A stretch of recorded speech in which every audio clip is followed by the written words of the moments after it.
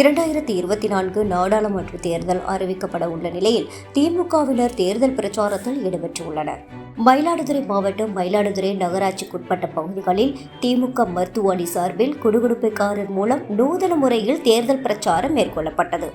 மயிலாடுதுறை நகராட்சி நகரமன்ற தலைவரும் திமுக நகர செயலாளருமான செல்வராஜ் மற்றும் மருத்துவ அணி துணைத் தலைவர் சதீஷ் சத்யா உள்ளிட்ட திமுக நிர்வாகிகள் குடுகுடுப்புக்காரர் வாயிலாக திமுகவுக்கு வாக்களிக்க கோரி பல்வேறு வீதிகளில் சென்று பிரச்சாரம் மேற்கொண்டனர்.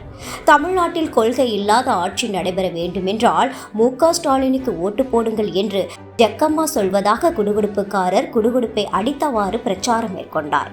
பெண்களுக்கு மாதம் 1000 ரூபாய் கொடுத்தது மு.க. ஸ்டாலின் தான், அவருக்கு ஓட்டு போடுங்கள் என்று ஜக்கம்மா சொல்கிறார் என்று குடுகுடுப்புக்காரர் வாயிலாக மு.க. ஸ்டாலினுக்கு வாக்களிக்க கோரி நூதன பிரச்சாரத்தில் ஈடுபட்டனர். குடுகுடுப்புக்காரருடன் திமுக நிர்வாகிகள் பிரச்சாரம் மேற்கொள்ளும் வீடியோ சமூக வலைதளங்களில் வைரலாகி உள்ளது. தற்போது நமது செய்தியுடன் மயிலாடுதுறை தலைமை செய்தியாளர் செந்தில் முருகன். அதுக்கு மு.க. ஸ்டாலின் காரணம்னு சொல்லி ஜக்கம்மா சொல்றா. அதனால ஜக்கம்மா என்ன சொல்றான்னா, திமுக ஓட்டு போட சொல்லி ஜக்கம்மா சொல்றா. திமுக ஓட்டு போட்டாதான் நமக்கு நல்ல காலம் இருக்குன்னு சொல்லி ஜக்கம்மா சொல்றா. இன்னைக்கு கொள்ளையில்லா நல்லாட்சி நடக்கணும்னா மு.க. ஸ்டாலின் யாரை கை காட்டுறாரோ அவருக்கு பாராளுமன்ற தொகுதியில ஓட்டு போட சொல்லி ஜக்கம்மா சொல்றா.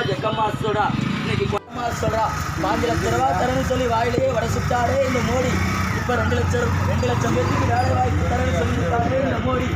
சொன்னதை எதையுமே செய்யாத வாக்குறுதி கொடுத்து வாக்குறுதியை காப்பாற்ற பிரதமர் மோடி இதுவரைக்கும் நமக்கு 15 ரூபாயாச்சும் கொடுத்திருக்காரான்னு சொல்லி ஜக்கம்மா கேட்கிறா.